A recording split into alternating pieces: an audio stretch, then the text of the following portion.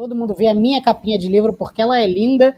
É dessa ediçãozinha de clássicos aqui, ó, editora 3, que é em capinha dura e tem coisinha marcada em ouro. Eu gosto porque ela traz uma ilustração, logo no começo, bem antiga do Álvares de Azevedo, olha. Ele era uma figura um pouco esquisita, mas tem uma tipografia bonita, então é uma edição lindinha. E tem o Macário. E é legal que o Álvares de Azevedo começa no prefácio dizendo como que ele vive uma espécie de terror do gênero. Que ele fala assim, bom, o que eu tô imaginando aqui é uma coisa que eu não sei exatamente como que eu vou formular, porque vai ter entre o teatro inglês, o teatro espanhol e o teatro grego. Alguma coisa de Shakespeare, Marlowe, o outro é Calderón de la Barca, Lope de Vega, Goethe, e começa a falar Schiller, começa a falar um monte de nome. Mas ele fala assim, bom, então o que eu vou trabalhar? E aí ele usa o termo que é o disforme. Eu vou tentar encontrar o disforme. Então isso aqui é uma peça de teatro? Não, mas está no formato de peça de teatro.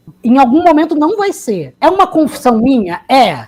Mas também é um personagem aqui que eu estou criando, tem alguma coisa de história. Tem terror? Tem. Mas é terror propriamente? Não realmente. E aí ele diz que uma das coisas que ele está procurando, que está investigando, é a diferença, e isso também está no terror, que é a diferença do abismo entre o homem e o humano. Que ele quer entender aonde que acaba o humano e onde começa o animal. Onde que começa o animal e onde que acaba o humano. E aonde que a paixão humana se torna ferocidade e onde que a paixão humana se torna demasiada humana. Qual é a história? Esse sujeito Macário é um estudante, um jovem estudante, que está chegando numa cidade para estudar e vai numa taverna. E ele vai nessa taverna e ele começa a tratar muito mal a atendente. Enfim, até que aparece, ele começa a querer interagir com as pessoas que estão ali e aparece um sujeito que começa a conversar com ele e ele pergunta o nome do sujeito, o sujeito não diz o nome, e eles começam a conversar, de repente, num determinado momento, o sujeito diz assim, eu sou o Satã.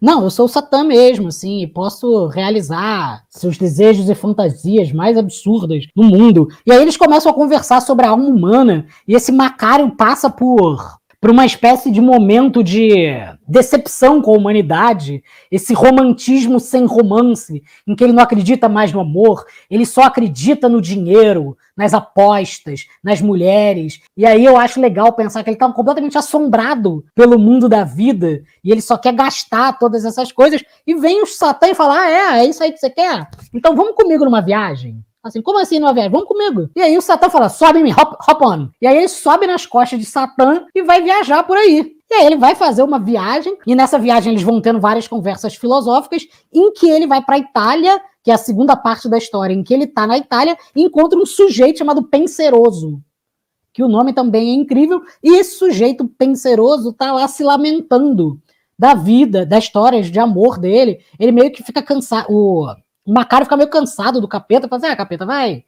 fazer outra coisa, o Capeta se afasta, e ele fica com o Penseroso ali discutindo as questões humanas, e o Penseroso está sofrendo muito por uma mulher que deixou ele, e que disse que amava ele, e que ele teve um encontro com ela, em que brotou lágrimas dos olhos dela, e que ele se sentia muito amado, e dizia, bom, então sim, eu sou amado, amarei, minha vida será repleta de amor, e logo depois ela não parece mais demonstrar interesse por ele, e ele sofre, e tá ali sofrendo, e o Macário começa a falar, não, mas meu amigo, não é assim que funciona a vida você tem que se entregar aos prazeres dela, a vida é essa coisa do abismo, do fogo que sobe. Ele diz, não, meu amigo, você não conheceu a vida de verdade, a vida se dá quando você entrega a sua alma para um grande espírito.